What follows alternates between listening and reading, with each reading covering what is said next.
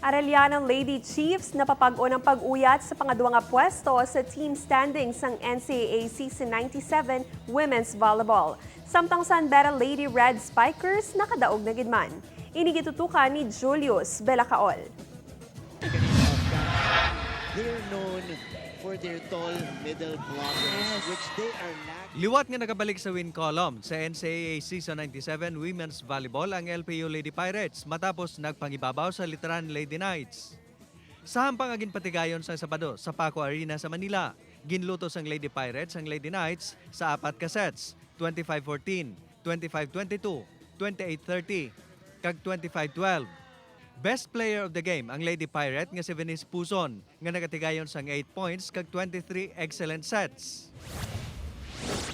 Samtang napabako naman sang Arellano Lady Chiefs ang pangadwa sini nga pwesto matapos magdaog batok sa JRU Lady Bombers sa 4 ka sets, 25-18, 19-25, 25-18 kag 25-19. Ang kalutusan sang Lady Bombers ang nadugangan pa sang kahangawa bangod sa injury nga naangkon sang player sini nga si Angel Bautista. Samtang napilian nga best player of the game ang Lady Chief nga si Princess Belio nga nagatigayon sang 23 points. Padayon naman ang madinalagon nga kampanya sa San Sebastian Lady Stags matapos lutuson ang Perpetual Lady Altas. Sa hampang agin patigayon kahapon sa Paco Arena sa gihapon, nagpangibabaw ang Lady Stags sa 5 ka sets, 24-26, 26-28, 25-20, 25-20, 15-17. Best player of the game ang Lady Stags team captain kag libero nga si Joel Bermilio nga nagatigayon sa 14 excellent digs kag 13 excellent receptions.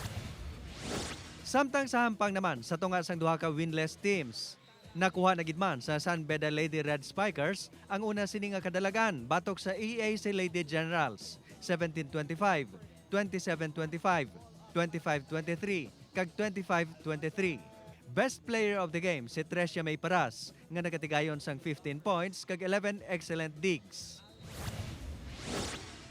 Samtang sa pinakauli nga team standings, padayon nga nagapanguna ang CSB Lady Blazers nga may 4-0 win-loss card. Samtang bantayan buwas alas 12 sa udto ang sambuha sang CSB Lady Blazers kag Mapua Lady Cardinals. Ini ang pagasundan sang hampang sang Letran Lady Knights kag Arellano Lady Chiefs. Ang hinampang ang ginapatigayon kada Martes, Miyerkules, Biyernes, Sabado kag Domingo, kag live nga malantaw sa GTV. Pwede man initutukan sa GMA Sports PH kag sa NCAA official Facebook page. Julius Belacaol, 1 Western Visayas.